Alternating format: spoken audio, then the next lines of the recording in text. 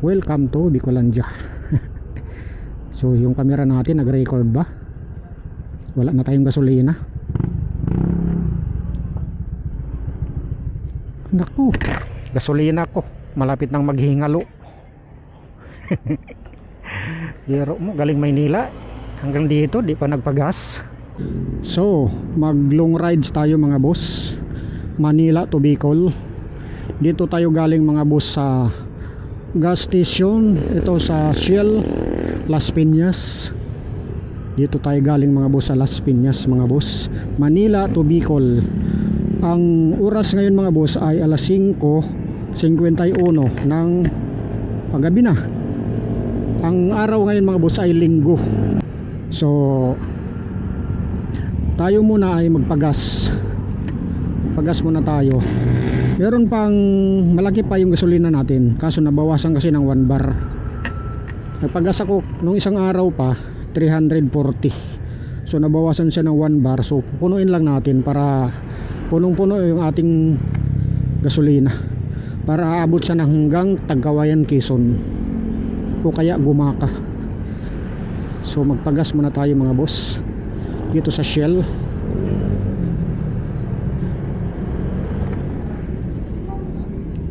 Siguro konti lang yan kasi halos puno pa yan biyahe kasi akong Bicol. Gusto ko isagad mapuno. Oo, ngayon paalis sa mapa mula dito siguro mga 12 hours o 10 hours, depende naman kasi mahaba yung Bicol kung saan ka part ng Bicol. So unang pagas natin mga boss ay 109, 1 liter lang, isang litro 1.8 liter, 59 ang ano dito. So medyo mahal ang gasolina pagka ano talaga Shell. Manila to Bicol, let's go mga boss. Gusto ko daanan ng araw ulit ang Gumaka Bypass Road at saka Lopez Quezon Bypass Road. So let's go tayo mga boss. Guna dito tayo sa intersection ng Alabang sa Puti Road.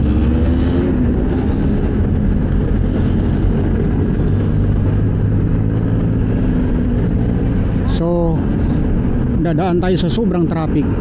765.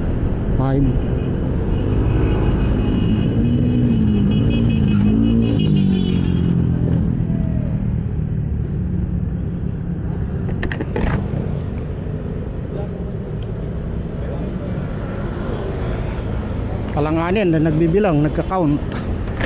So, sa likuran ko gustong humabol, nag-count na mabiting the red light na tayo pagka ganyan stoplight, nag 5, 4, 3, 2, 1 na, huwag ka na tumuloy.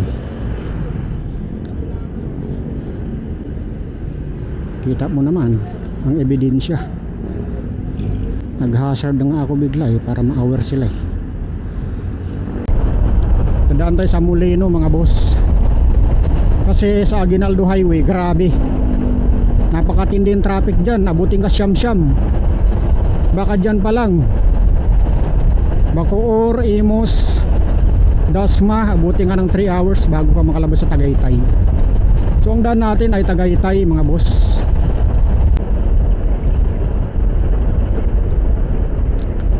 So enter tayo mga boss sa Molino Flyover. Molino Flyover mga boss, sa harapan ng SM Molino. Ang oras ngayon ay alas 6. Hindi ko mabasang sobra. Alas 6:32 ng gabi. Dito tayo sa Molino Flyover. Yung makipot lang, parang flyover ng Tagaytay. Mas maluwag pa ang flyover Tagaytay kaysa ito. Siguro pareha lang. Yan, SM City Molino, area ng Cavite mga boss. So cut lang natin ang video. Doon na ulit tayo mag-update sa Tagaytay o kaya short clip lang pagbaba natin ng Ligaya Drive o Sungay sa Talisay, Batangas. Tapos doon ulit tayo mag-update sa Alaminos Bypass Road. Di ko alam anong oras ako darating doon kasi magpa-ano muna ako, dadaan muna ako sa shop. Maghanap po ng shop, magpa-cleaning ako ng motor. So madili yung ating oras sa biyahe. O baka naman iiglip ko na ako sa bahay dahil kaka-out ko lang sa trabaho. Ang trabaho ko pala ay taga-ayos ng mga flat screen TV, electronics. Yan ang aking source of income, pang gasto-gasto sa magra-rides. Wow, ang ganda ng view ng Taal. So update mga boss, bali duman muna tayo sa bahay at natulog muna ako. Bali ang oras ngayon pala, wala pa tayo sa Bicol. Baka akala nyo na sa Bicol na tayo. Dito pa lang tayo pagbaba ng Talisay, Batangas. Pagbaba pa lang tayo ng Tanawan, Batangas. So short clips lang tayo ngayon para matipid ang memory card. Ang oras ngayon ay alas 4:55 ng umaga. So natulog na ako sa bahay kasi sobrang aga pa kasi kanina. Gusto ko madaanan ng araw ang Alaminos Bypass Road kasi hindi pa yun tapos. Para kung sakaling pwedeng dumaan, makita natin ng malinaw sa video. So dito tayo mga boss, enter tayo ng Alaminos Bypass Road. Mga boss, kakanan tayo. Alaminos Bypass Road tayo mga boss. So yun, close pa rin. So dahil motor lang tayo at saka nagbablog tayo, subukan natin daanan. Try lang natin. Hindi malang hinabol na makadaan sa Pasko yung mga motorista. Yan o, mabuti na lang yung motor makadaan dito.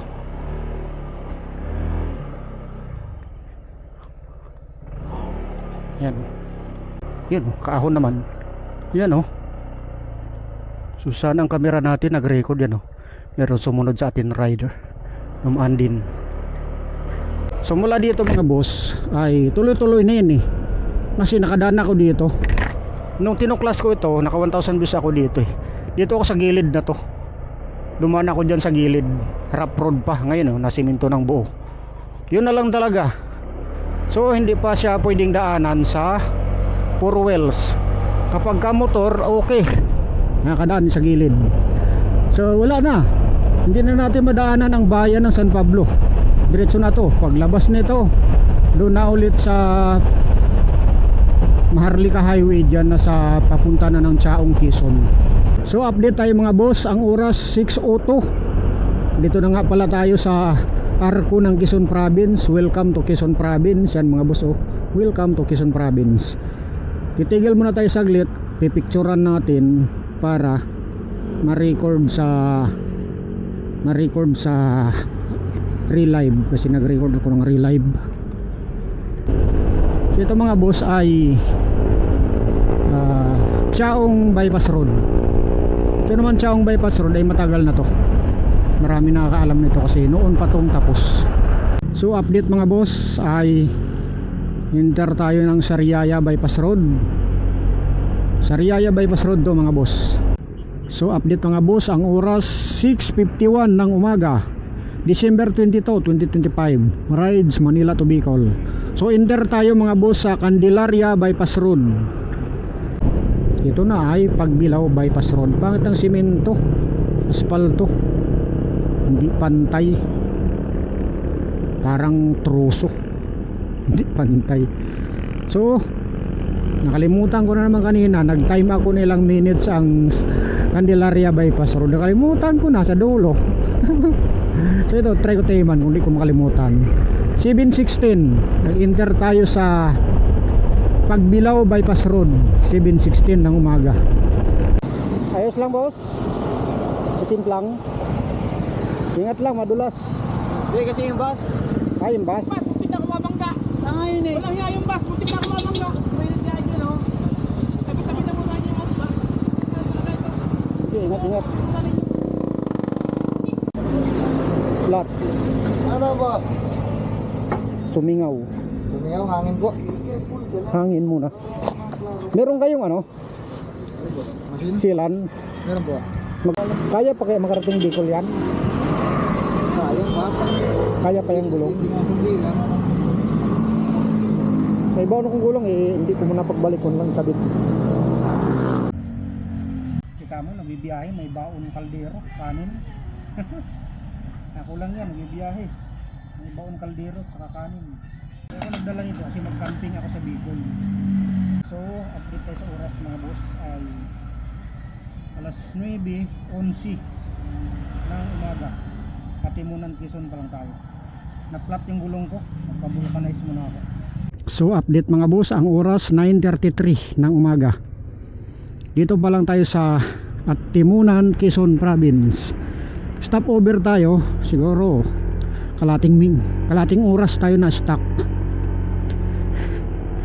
Kulang-kulang isang oras siguro tayo na delay sa biyahe.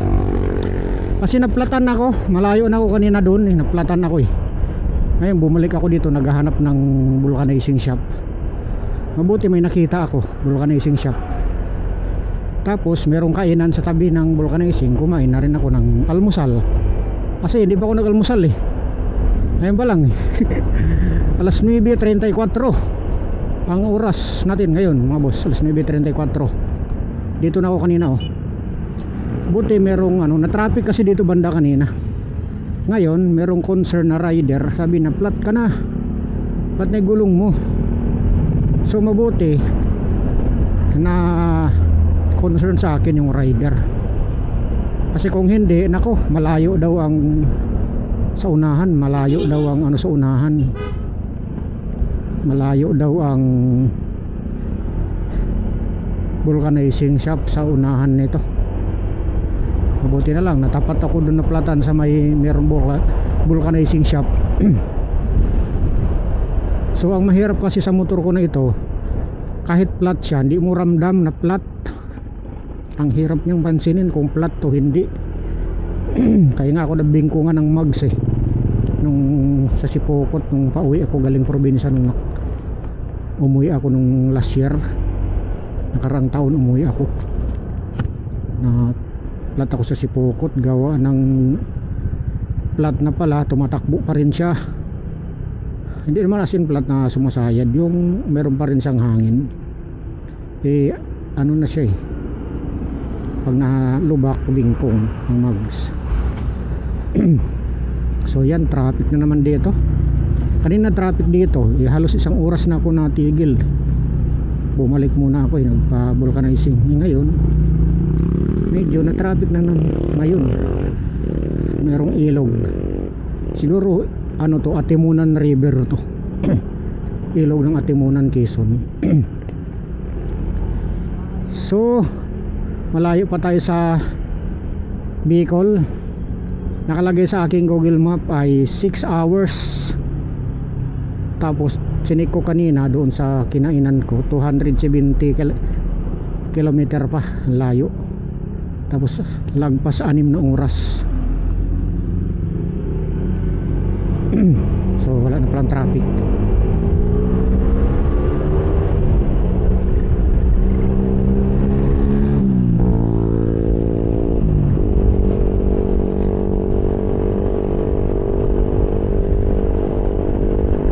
So mamaya ulit tayo mag-update mga boss. Pag doon na tayo sa Gumaka, ay sa pala, sa may Serena. Pag tabing dagat, na yun, Serena yun. Kasi magpa-picture ako doon sa may Serena. Pipicturean ko lang Serena para makita sa makita sa real live. Nakita sa record ng real live. So stop recording muna tayo para matipid ang memory card, para magkasya karating ng Bicol. Pagdating natin sa Bicol, hanap tayong paraan maka-edit at makapag-upload. Hanap tayo wifi. So update mga boss, ang oras 9:49 ng umaga. Rides Manila to Bicol. Dito na tayo banda sa coastal road ng Plaridel, Quezon Province. Hindi Bulacan ha, Quezon Province, Plaridel. Ito Welcome to Plaridel. Pag ganito pala, Gumaka na rin pala sa unahan nito. Baka ito yung boundary ng Gumaka. So update tayo mga boss. Dito na tayo sa Gumaka Bypass Road intersection. Akyat tayo sa Gumaka. Yan o, dito yung Budic. Ay, wait lang ha. Wala bang sasakyan sa likod ko? Nagpa-picture muna ako para makita sa relive. Para makita sa relive. Dito sa kabila. Ayun, marami din mga motorista dito humihinto. Dito. What a view! Ito na naman tayo, what a view. Sabi pa nila, what a view. Wow! Sarap talaga. Ang tanaw mong malawak. Malayo ang tanaw mo. Kasarap, gandang tanawin, oh. Kitang dagat, oh. Wow! Kaganda. Ganda na view. What a view! May dagat dun, oh. So ang oras ngayon mga boss ay 10:50 ng umaga. Ang gasolina natin 1.5 bar. So tayo, let's go. Timean ulit natin 10:50. Nadaan tayo sa Lopez Quezon Bypass Road. So update tayo mga boss. Alas 11:54 ang ating oras. Solo rides Manila to Bicol. So dito na tayo sa part ng Calawag, Quezon. Paglagpas ng bayan ng Calawag, Quezon. So ang problema natin ngayon mga boss, naubusan tayo ng gasolina. Yan o, malapit na mag-blink. Yun, hindi pa tayo nagpagas kasi susukatin ko sana haabot ng Aragay Kamsor. Problema, hindi pala siya aabot ng Aragay Kamsor. Galing ng Manila sa Las Piñas.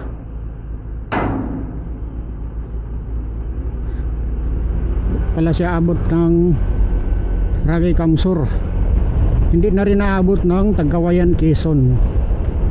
Sinusukat ko kasi para sa sunod pagkagaling ako ng Lunita Park, alam ko kung saan ako magpagas. Pagka Honda EDV ang motor nyo, full tank, galing kayo sa Las Piñas, so aabot siya dito sa may Bicolandia Arc. Mula dito 14 minutes to 15 minutes makarating na tayo sa arko ng Welcome to Bicolandia.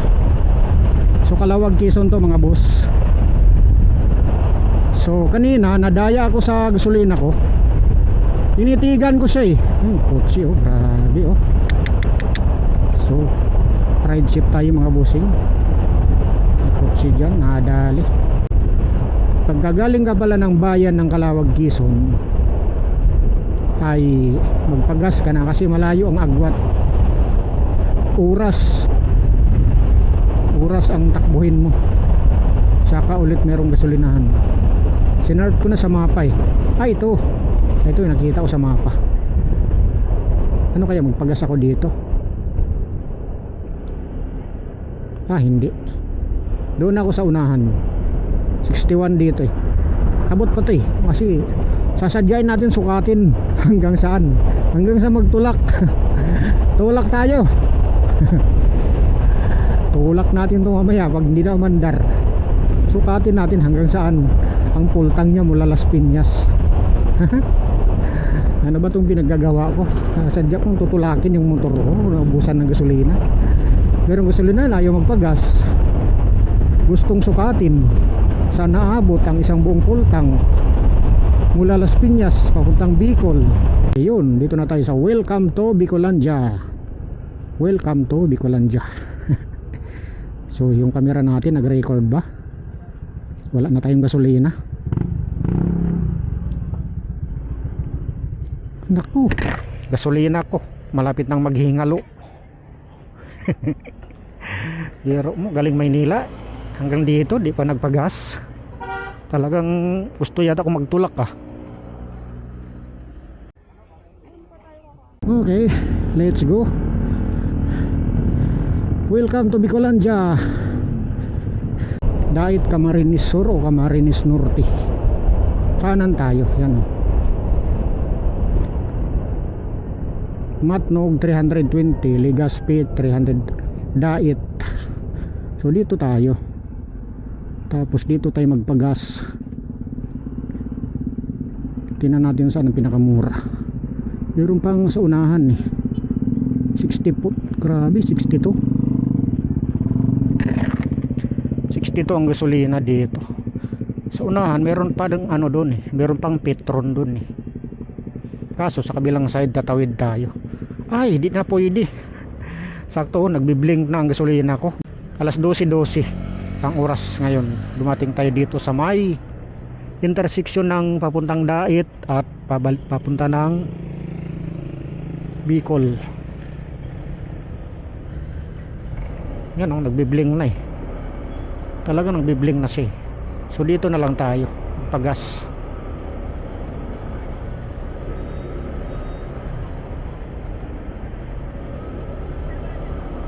Ha? Unleaded.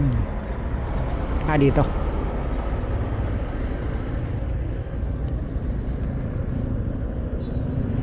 So naka-record pa pala yung camera ko. Tingnan natin kung magkano full tank natin. Grabe, kulang-kulang 500 no. 455. 7.2. Ikaw ba naman naghihingalo na gasolina mo? Akala ko makarating ng Ragay. Hindi na pala kaya. Nagbiblink na sa sinukat ko eh. Nagbiblink-blink na siya eh.